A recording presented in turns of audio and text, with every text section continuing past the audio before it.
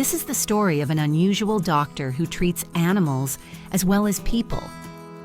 About a chiropractor who is able to restore freedom of movement and joy of life to those who cannot tell where it hurts. About a person for whom every touch is not just a technique, but a dialogue where, instead of words, breath, look, trust.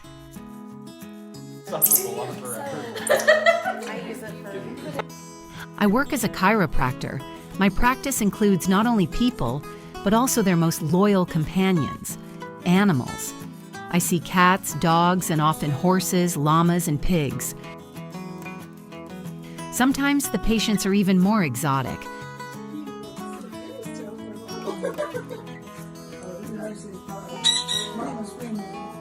I once had the opportunity to work with a giraffe. This giraffe was a giant, but despite his size, he was surprisingly friendly. His jaw did not move to the left, and any movement was difficult. As soon as I started working, people around me would ask in amazement, "What are you doing?" Because it is a rare sight to see someone doing chiropractic work on such a large animal. I had to be extremely careful, accurate to the millimeter.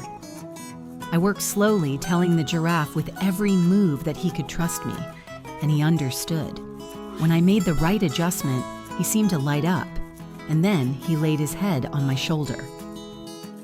And it was amazing.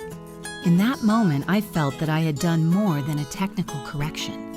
I had given relief.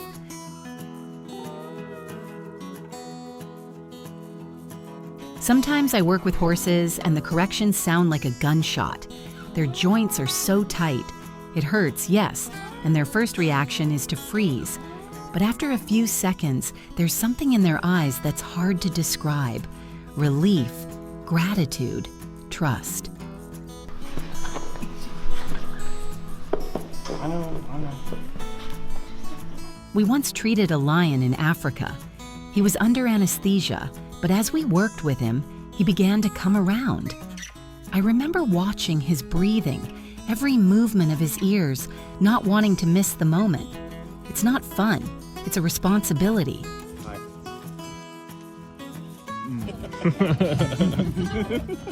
They bring me animals that I've never seen before.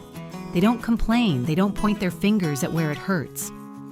But you look at them and you see that their gait has changed. Their movements are stiff. Their fur is curly. And if you don't intervene, in a month, you'll have a limp. We try to help before it's too late.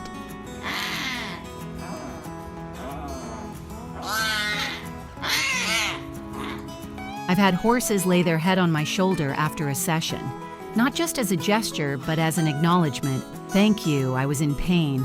But it's easier now. Some dogs extend a paw, not just sit. They know what they're here for. This one, please. I work with one paw. They give me the other. It becomes almost a ritual.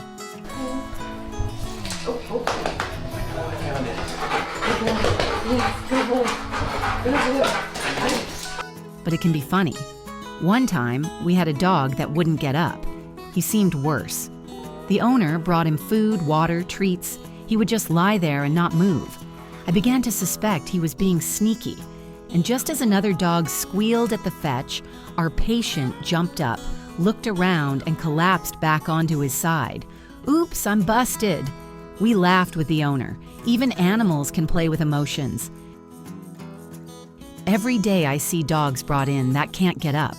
And 30 minutes later, they're running for the exit. Tail wagging, life coming back to them. I'm giving them back their ability to move. But most importantly, I give them hope. And I don't just give it to them, I give it to them.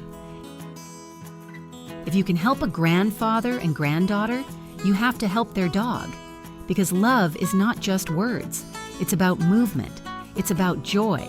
It's about freedom. And if my hands can give that back, then I'm not living in vain.